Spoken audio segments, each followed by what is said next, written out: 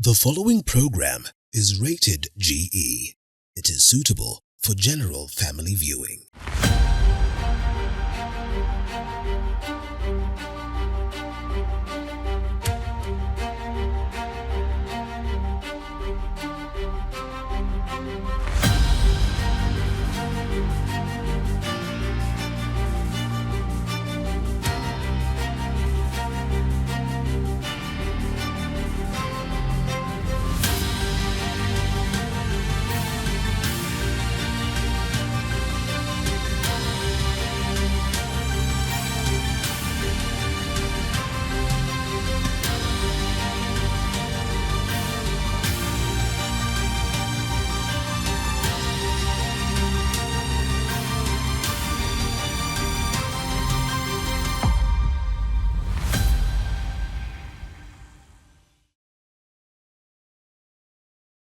I have received significant feedback on the other episodes, and we keep on optimizing the show as we go along. So thanks for your insights and feedback. And today is an interesting episode. It's around how to build a brand as a business. Do you build the founder's brand, or do you build your business brand first? And what should speak as a brand? Is it quality of your products? Is it output vis-a-vis the brand of an entrepreneur that drives the brand of a business? So with me today, I've got amazing guests who are really in the heart of this kind of conversation. With me, we have Wandia.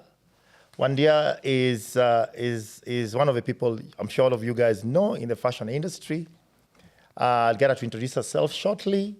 We've got Ian. Ian is in learning solutions for corporates to help corporate leaders become better champions, and some of the corporate leaders who eventually become entrepreneurs. And we've got Jesse. Jesse is a good friend of mine, driving a product in the country today across East Africa, I would imagine. And I'll get him to introduce himself. So without further ado, can we maybe quickly go through introductions? I'm Mike Masharia, founder at 76 Technologies and Ponea Health, and really keen to drive conversations with entrepreneurs that shape the future of our future in terms of giving our stories in the way that other entrepreneurs can learn from us. So without further ado, we can go to Wandia. Wandia, how are you? I'm good, thank you. Pole, and thanks for coming. It's a very cold morning, and you guys are here. I was talking to Jesse. Jesse took a swim at 7:30. Wow. And then we had breakfast, so great. And one day I already had a meeting. So these entrepreneurs are operating at a different frequency. One day over to you. Maybe you can quickly do an introduction and about your business, and then just set in context in terms of image over impact. Should we brand before we build? Wow. So you want to jump right in? 100%. Okay. Yeah. So thank you for having me here. Excited to be part of this discussion. My name is Wandia Gichuru. I'm the CEO and founder of Vivo Fashion Group, which includes a number of fashion brands: Vivo, Safari by Vivo, and Zoya. And we also have a fashion dedicated marketplace, Shop Zetu.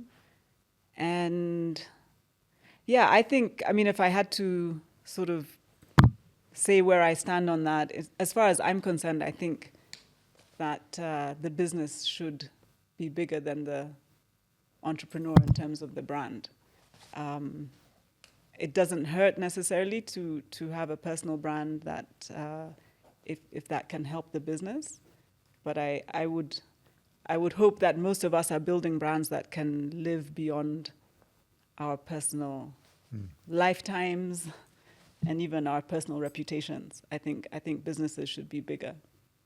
Interesting. And last longer. We will come to that, Yeah. because the Chanel as an example, or Hugo Boss, we will talk about how that has transitioned. And again, as we say in this show, it's been extremely authentic about what we would have done differently, right? So we'll come back to you, Andy. I'm going to come back to you with some hard questions. And then Ian, over to you, Ian. Ian, I know for very many years. When I was 22, I met Ian. We're just talking with Ian earlier. We went whitewater rafting in Zambezi, is it? No. Zambezi, right? It was Zambezi, yes. Zambezi. And it was one of the most difficult things we have ever done in our lives. I think I would have died. I was 22 years, right?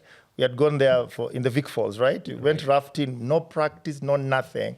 So that was an interesting experience. Ian, nice to see you. Later, 7 years, 10 years. How many years? 20? More than 20 years. 20 years. I think it's 27. 27 years. Yeah. Wow, I've known you for that long. Sure. Jeez. Okay, Ian. Great. Thank you, Mike. My name is Ian Ngethe. I'm the founder and director of Razor Resource Group. And Razor Resource Group is a performance improvement company. And what we do is we work with teams, with individuals and organizations to help them achieve measurable results. And the way we do that is through behavior change.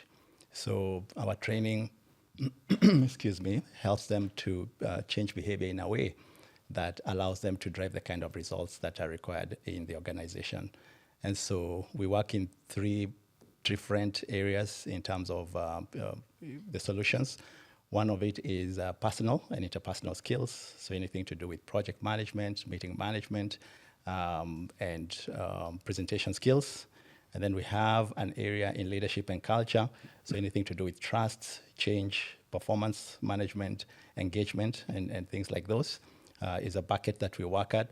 And then the final area is what we call business outcomes. So if an organization has an X to Y by when, a project or strategy, then we have a process that helps them to get them to their why and by when. So that's what we do as a business.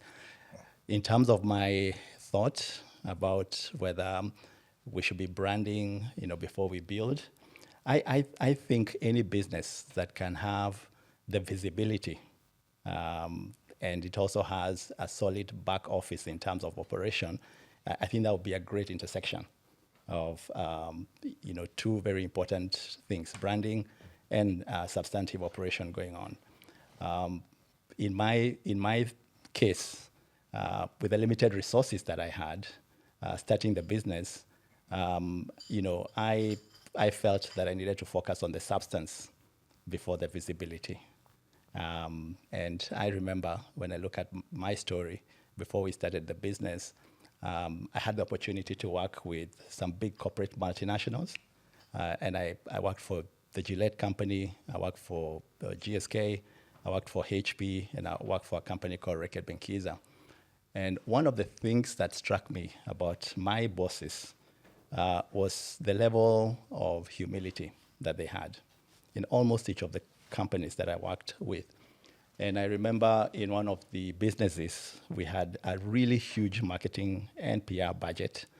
And I remember going to my boss and saying to them, boss, would like to feature you in all the newspapers and, a TV show.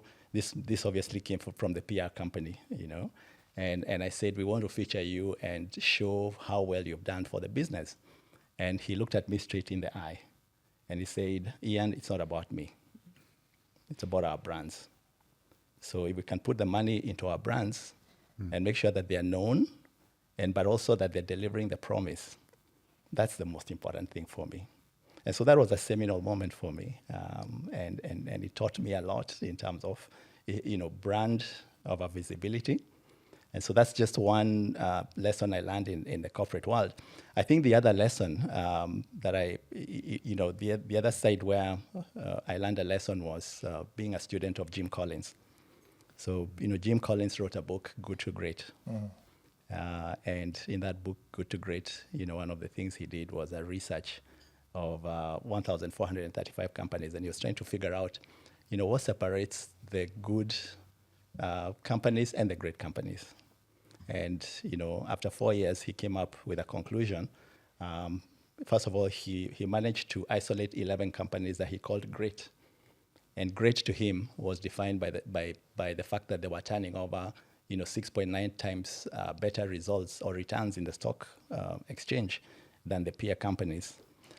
But now, when he went to look at what it is that made them great, he discovered that there was a level of leadership at the executive level that he called the level 5 leadership. And he discovered that all the leaders in those 11 companies were had a paradoxical mix of humility, but they also had an intense professional will. And so, these were people who were very, very ambitious, but the ambition was driven into their businesses and not to their personal brand at that time. And also, these people were, very interested in having successors. So they were working on a pipeline of leaders to succeed them because they saw the business as going beyond them. So those were the basically foundational sort of lessons that I've had, amongst many others, that have made me feel that it should be first the brand, first the substance and the business, and then the visibility comes later. We'll come to that. Again, as I said, we don't have any right or wrong. So I'll question, is it a culture issue also? If you're American or you're European or African, do American brands tend to be founder-led, than European brands? Maybe, I don't know any Japanese founder by name, but Japanese brands tend to go first as a product brand, not the founder brand. American brands, a lot of founders, American names. So we'll come back to even, is it at an African level, how do you build can you build a brand, right, independently without you as a founder? But we'll come back to that. Jesse, you're Canadian, and you're in a market in Africa. You've built a great business, and you continue to build a business that attracts or serves the middle market or even lower market. So it would be interesting to hear from you, and as introduce yourself, your perspective on this. Sure. First of all, thanks, Mike, for what you're doing generally with this whole series and platform, and thank you for the invitation, and great to be with you guys this morning. I got about 17 thoughts already from what Wandia and Ian have already offered. Briefly, as form of introduction, Jesse Moore, co-founder and CEO of M-KOPA, Canadian originally, but I've called Nairobi home for 15 years now, and originally came here to work on M-PESA in 2007, and then moved here 2010 to start M-KOPA. M-KOPA, the mission of the company is to finance progress for everyday earners, which is to say the population on the continent that doesn't have a monthly paycheck and therefore is usually excluded from financial services, particularly credit. We run a technology-driven credit platform for consumers that starts with asset financing. And today, mainly that means financing smartphones to everyday earners. Historically, we were somewhat known as a solar company. We financed a lot of solar panels. And we're just starting financing also of electric motorcycles. So we've done multiple product categories, but in each case, it's financing a productive asset for an everyday earner in a creative way using mobile payments and other technologies. And it's gotten to a decent scale now. I still think it's small compared to what we could do, but we've reached nearly 7 million customers over the last 15 years, and those are spread across Kenya, Uganda, Nigeria, Ghana, and South Africa. So we have 5 offices, about 3,000 employees on the continent, servicing these 7 million customers. To the question you asked, the first thing I wanted to say was I've been thinking about it for 4 days since you sent the note around to us in the WhatsApp group. And I think the thing about really good questions is they always have the same answer. And the answer is, it depends. Yeah, it really depends, which is not a way to cheat, out of answering the question. But really good questions are so complicated to answer, so it sort of depends. The other thought I had was the classic proverb of if you want to go fast, go alone. If you want to go far, go together, right? And I think there's a parallel there in this equation of founder brand or company brand.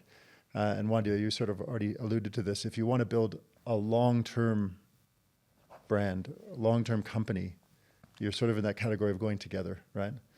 And Ian, as you said, when working in these big corporates where they're far beyond any individual, it's the brands of the products that matter. It's the brands of the companies that stand the test of time. To me, that's probably the way to build for the long haul. So going together is to go far. That said, if you want to go fast, there is something powerful in an individual founder's brand that can help you accelerate. And so I don't know if I would say it's so much American versus European versus African versus Japanese, although that's an interesting lens. when we really, or at least when I really look at the founder brands that are super powerful in the world, a lot of them are tech, right? It's a lot of tech brands. It's your Mark Zuckerbergs and your Elon Musks and your Masasan, to go to Japan. That's a very individual brand. I think he's Korean actually, but Masasan, and Vision Fund and SoftBank, it's a brand of him. But all of these businesses are very much technology. And in those cases, so much is changing so fast. It's almost as if the market, the investors, the staff, the partners can't keep up with the vision. And so they just end up saying, well, this person must be a genius, and therefore their brand kind of takes care of people's, decisions to back the company. So it's a way to go fast, but I think it's also full of risk. In particular, and let's look at Elon Musk this week, or this month. Here's a guy who people have backed just because he's Elon Musk, and now people are dropping him just as fast because he's Elon Musk, right? So I think that the individual brand thing can go very quickly, but it can go wrong as well. So those are my initial thoughts. Although I also think, and I don't know Wandia very well, or I know your brands, but I think in fashion and some of these direct sort of style and consumer-facing businesses, it may be quite different than tech. So those are my initial. Interesting, and I think we all operating on the basis that you've scaled your business already, right? At the point of scale, 7 million customers, Wandia, or with very many shops, even having expanded to the US. Your first initial ideation now is around where you are now as a business. So let's dial back and think your starting days, when you started M-KOPA, when you started Vivo, when you started your business, right? Because we're also talking to an audience that is also trying to scale their business, right? So think about when you started your business, what was that conversation you had with yourself? It's easy now to look at your business from what you're looking at. Like Ian, for instance, you're doing training, but when you started training, your content, if you think about your content that you train, is from American companies or from global companies. You did not say, this is Ian Inc., this is my content, this is me, I'm training you my content. You've leveraged, at the inception, brands, global brands that have helped you build your brand. Correct? Sure. If I think about Jesse, he saying, I started with Safaricom M-PESA. So would you, then that's the basis on how you build your business. So think about it. So there's a way that the big brand like Safaricom will help you leverage your brand. Correct? And when I come to Wandia, I'm not sure. That's an interesting question for Wandia. I'm not sure what was going through your mind at the inception of your business. So maybe I start with you, Wandia, and then you guys can jump in. At the beginning of your business, how do you structure it, knowing very well that how will people buy? How do you raise capital? Did people buy your brand? Did people invest in you because of your brand, or they invested because of you? I mean, I think, in my case, I didn't have a brand. I mean, I wasn't known for anything. So you're the brand? What I mean is when we were starting Vivo didn't exist. No one obviously knew it, and no one really knew Wandia at, outside of friends or people who had just my own personal network. And unlike a lot of, so they're fashion designers who build a brand. Typically, they'll even name the brand in their name because it's their creativity, it's their designs, their design house, the house of Louis Vuitton or the house of Giorgio Armani or whatever. I don't come from a fashion background, so I wasn't the designer trying to build a brand around my designs. And so there was never an idea of calling it Wandia or anything like that. And so when we started, it didn't even occur to me. I never thought that I need to think about the business, and then I also should be thinking about the brand of Wandia and how does that relate to the business. It never occurred to me. And so when we launched our first store, people thought it was a global brand that had just come to Kenya. And they were like, where are these things from? Which country? Where we haven't heard of this brand Vivo. It must have come from somewhere. And so we were like, no, it's a Kenyan brand. We just came up with a name and launched it. Having said that, it sort of over time, as the Vivo brand. And it was really when we started to produce locally that we started to get media coverage. Because then that became the story. Oh, this is a made in Kenya brand. Who's behind it? And so I would be asked to, be interviewed or to have an article in the newspaper. And then people wanted to know who's behind the brand.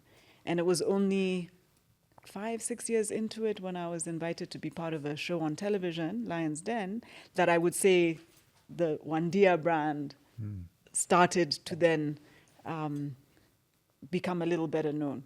But till today, 14 years into it, I still meet a lot of people who know Vivo and have never heard of me. Very few people will know me without knowing Vivo.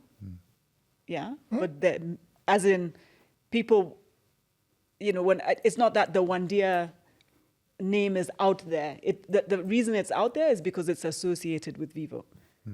But there are very many people who shop at Vivo, still do not know that it's a Kenyan brand and have never heard of me. So it's an interesting. Everybody has said I'm going to interview Vivo. They said, "Yeah, Wandia, Yes. the light girl with interesting hair, talks well." That's what, to be honest. So There's no one who didn't know. I've done my acid test, so I am surprised. It's interesting.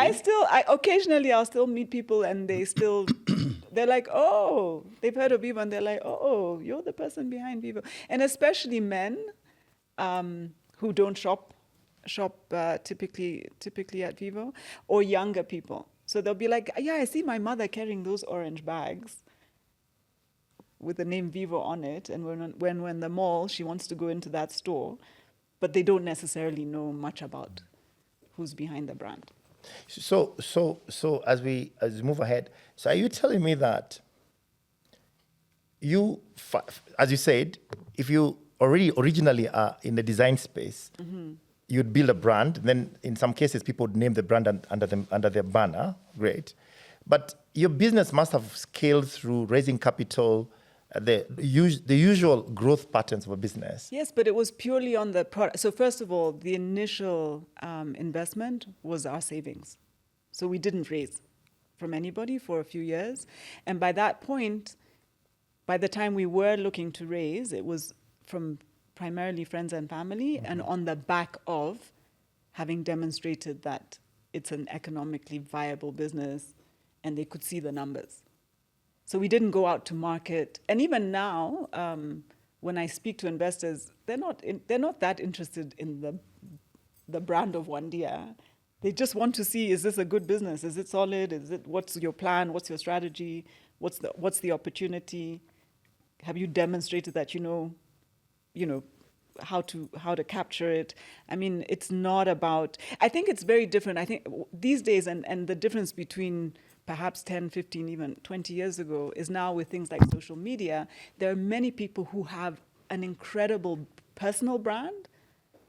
So they may have millions of followers and a lot of traction, a lot of engagement, but they haven't figured out, how to turn that into a product, merchandise, or whether it's owning a content type product like Oprah does or whatever else. I see a lot of people who are sort of saying, well, what do I do with this now?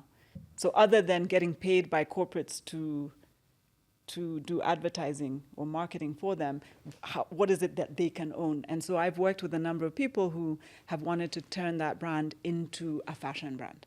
So I think if you're coming from that direction, then very much you're known more than any sort of product or business that you've created, and perhaps over time. So I look at like the Kardashians. Now a lot of them have gone into beauty or into fashion, and those brands have their own names. Skims, a clothing line that Kim Kardashian owns. She will use her personal brand to build knowledge and awareness about Skims, but over time, I'm sure Skims will become its own brand that maybe some people won't even know where it started. I'll come back.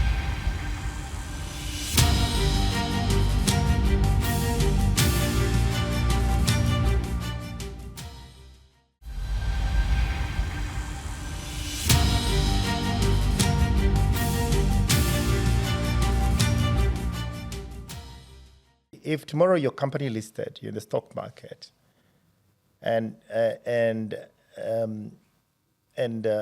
our newspapers or The Economist or whoever was to put a face, would the IPO focus on your business, or would your face be the face on the magazine cover? I'll come back to that conversation, because at that point, people are going to be saying, when you go IPO, will they amplify your company? Will they amplify you as an individual? I'll come back to that. Ian, you build a business. You leveraged global content, right? So in one way or another, when you go and sell, you'd say, okay, this content is from this global company, right? How has that worked in terms of building your brand? I think that was a very critical part of building the brand.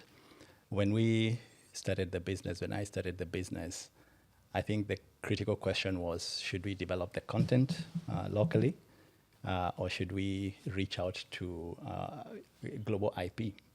And, we debated around that. And, one of the things that, one of the decisions we made is that it would actually add more value if we focused our efforts on getting the business known, as opposed to our efforts in creating content. And we did try to create content. It's very time-consuming, extremely expensive. There's not enough research in our country and in Africa to create, some of the content that we needed to create.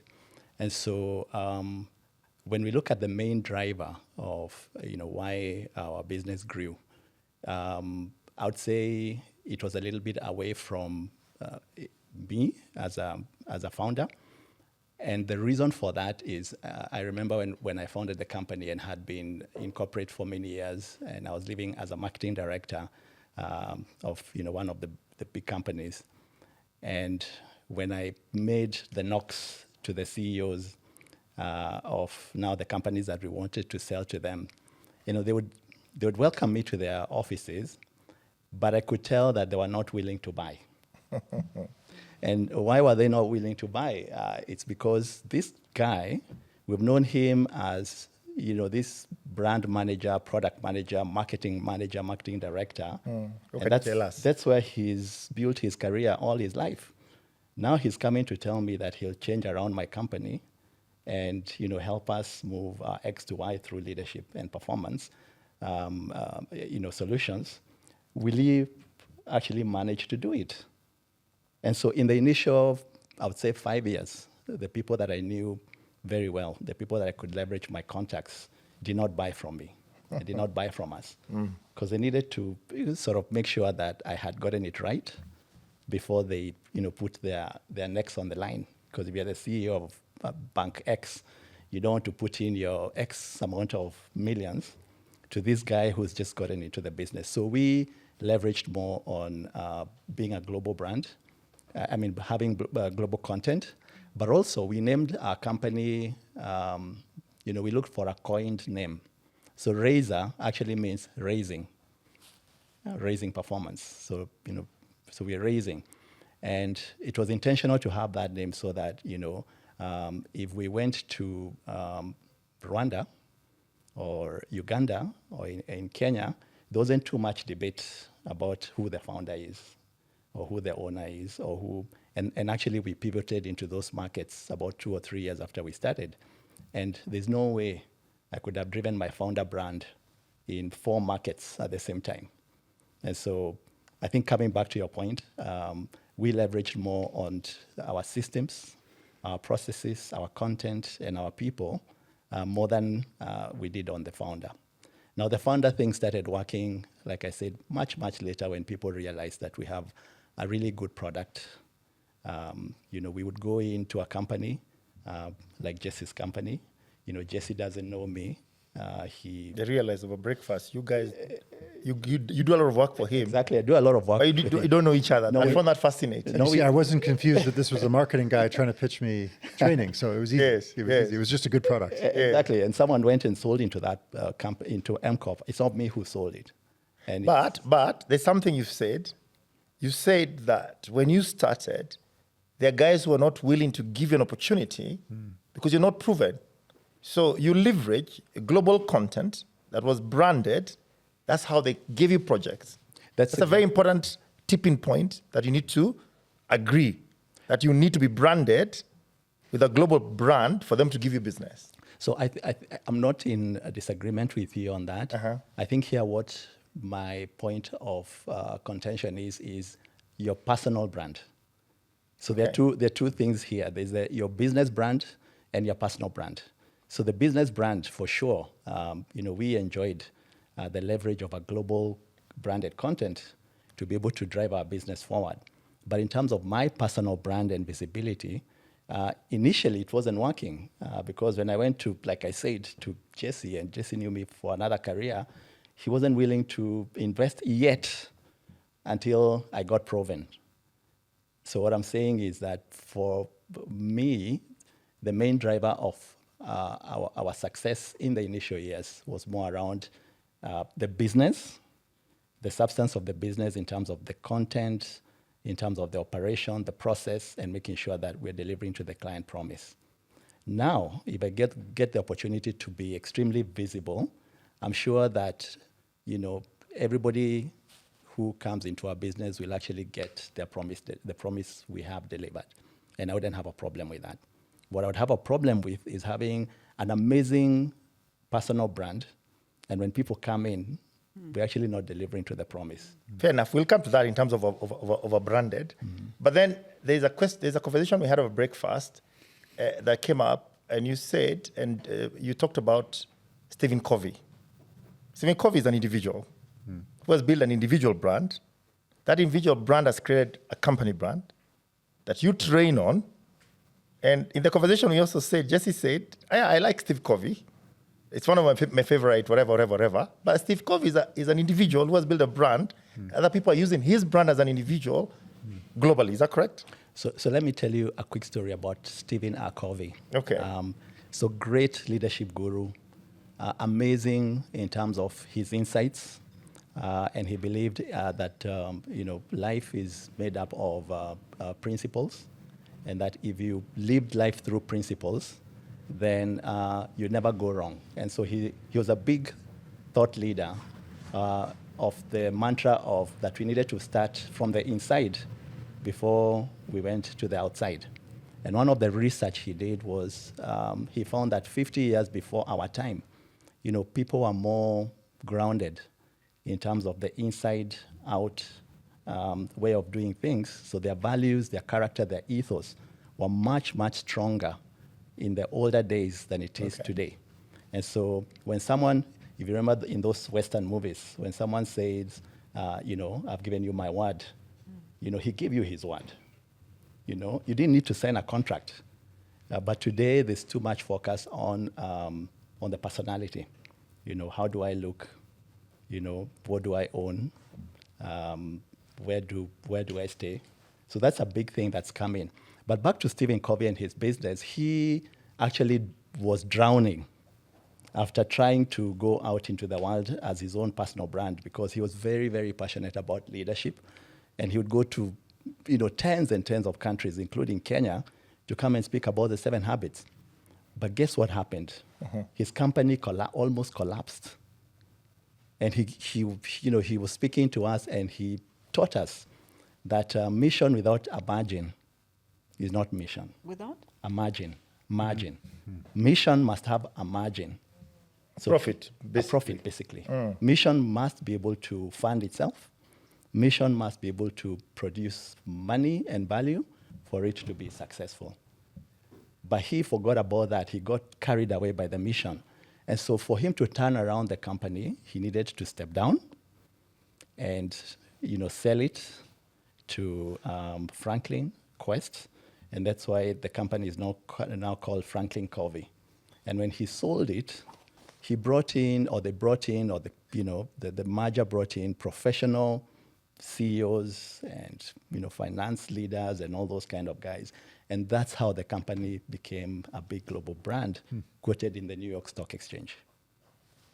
Interesting. It's an interesting area you're in, because I'm thinking, as we go to Jesse, is it a bit, the two dimensions.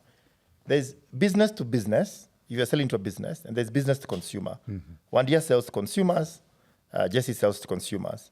You sell to businesses. I have done both businesses. I've sold to consumers and I've sold to businesses. And as you have that conversation, I'm thinking, does the industry you are in matter in terms of how you brand it, individual brand vis-a-vis company brand? And I go to Jesse from our point of view. I really like to first deep dive a bit around M-KOPA. M-KOPA is a company that is highly admired at scale. You've done 7 million, you said 7 million customers. You've been already in South Africa, right? M-KOPA. KOPA is a Swahili word. KOPA is a Swahili word. You've gone to South Africa where KOPA is not KOPA is not a Swahili word. So I'd just like to understand your journey, especially at the beginning, and how you think brands like Safaricom helped you build your brand. Yeah, it's a great question. And a lot of what I was thinking as I was listening to you guys is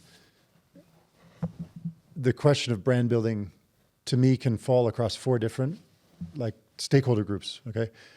What is the brand you're building for customers? Whether they be business customers or direct to customers, and what type of customers. But customers is obviously probably the key group when we think about brand. But then investors, right? Who are the shareholders and the investors, capital providers, whether it's friends and family or private equity or the stock market, that's another brand segment or sort of a different category than your customers. Sometimes they can be the same. I assume, maybe Apple's a good idea, where the people who can afford iPhones are probably also the people who can buy stock in Apple. So maybe there's a confluence there of customers of Apple and investors of Apple. But for many businesses, your investor base and your customers are totally different. And you have different brand concerns and needs to satisfy those 2 ends. Yeah. Third would be staff, I think. Your employee brand, right? What is it that you're selling to talented people to choose to join your organization and stay with your organization? Yeah? What is that brand about, and what does that feel like? And then finally, partners. And that's a big one. It can again depend on your business. Is it your suppliers? Is it government? Is it partner organizations you do business with? All of these things can also be important brand dimensions. And at least in our case, I'd say we have quite different needs across those different segments. So coming around to your question, Mike, on sort of the M-KOPA brand, and you've alluded to the connection with Safaricom. There was a very purposeful decision 15 years ago when we were starting the company to name the company M-KOPA. I remember I actually had to put in a call to Bob Collymore at the time. I said, hey, Bob, you know what we're planning to do? We were planning to work together with Safaricom. And I said, we're going to name the company, if you don't mind, we're going to name it M-KOPA. This is available in the market. There's no trademark on this name. But we're doing it because we expect to be doing business with Safaricom. And it would be helpful to us to ride on the coattails of what is a established brand in the market in M-Pesa. And because all of the customers are going to use M-Pesa to pay for their M-KOPA services. So we actually went to Safaricom and sort of said, we hope you don't mind. And I remember Bob saying, yeah, no, that I don't mind. That's good because we are trying to enable M-KOPA as a partner to Safaricom. So in a way, the brand comes from this partnership, so to say, between Safaricom and M-KOPA. And again, many of us that started M-KOPA were working with Safaricom on M-Pesa before. So there's a real brand lineage or heritage there. Great. Coming back to consumers, the 7 million customers of which, a little more than half of those are in Kenya and a little more than half are in other markets. In Kenya, I know that there is a connection made not only to the Swahili aspects of, the word kopa, people understand that means to borrow, and the M-KOPA necessarily suggests to you it's something digital, it's something with M-Pesa, and it's something affiliated to Safaricom. In a way, that's all purposeful. But yeah, you go to Nigeria, it doesn't mean anything, right? It's a brand new name. Now, luckily, it doesn't mean anything bad in local Nigerian dialects or anything like that. But we've had to create just a brand new consumer brand in those markets. So there's been a different challenge, I guess. But we started with the M-KOPA brand and decided when we were expanding to other markets, it was kind of neutral, I guess. It didn't jump off the page in a market like Ghana or Nigeria or South Africa as meaning particularly anything. But it worked well enough that we could build around it, and it was easier to keep the same brand across the markets than have different brands. Anyway, the thing I'm thinking through now, and as we talk about brand, and then the founder and the company, these different dimensions of your customers, of your shareholders and your investors, your partners and your employees, I think each have a different treatment, where sometimes the founder is the right brand to lead with. Other times the product or the company name is the right brand to lead with. And I think in our case, with our customers, it's very much led by the company brand. I don't think I know many customers don't know who I am, because I meet them and they're like, "Who are you?" Right? And I say, "Oh, I'm Jesse. Who are you?" "Oh, I'm Mike. I'm your customer." Great.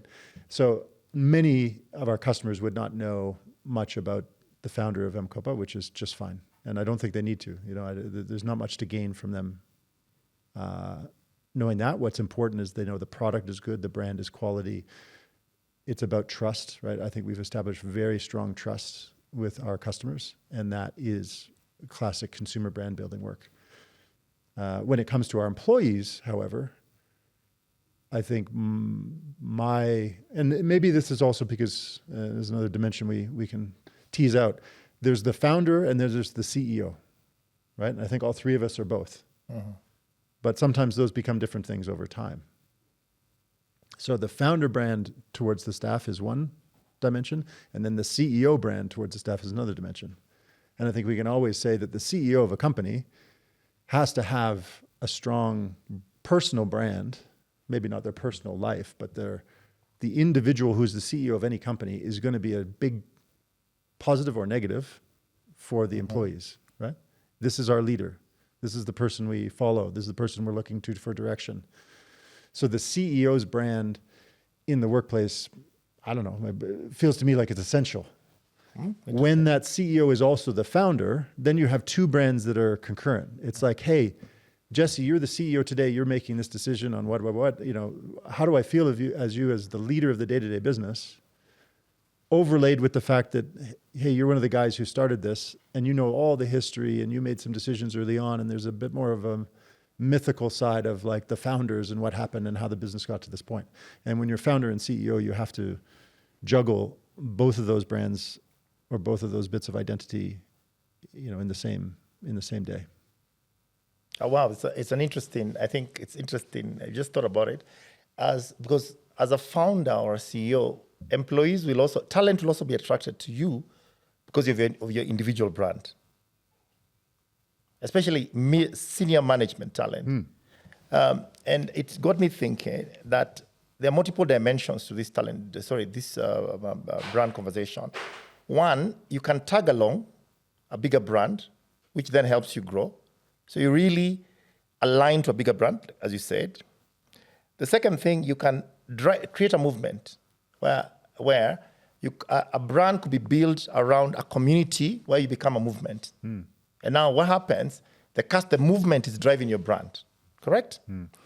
The next one is and an example of that is Equity Bank with that I'm a member campaign. Remember, a lot of people got bank accounts, I'm a member campaign. Brilliant. Well, Equity, at that point, when James Mwangi, if you think about it, was not well known in those circles. I'm a member became a movement which built Equity. Then now, eventually, Equity and James Mwangi then blended. You see, that's the journey. And sometimes you don't even want it, just happens, right? The next one is need-based. Like what you said, you're providing a need, like M-KOPA. People want solar, people want financial products, in the end, whatever, how you guys have evolved. That then becomes a need-based product, which then builds a brand. I think like what M-KOPA has done.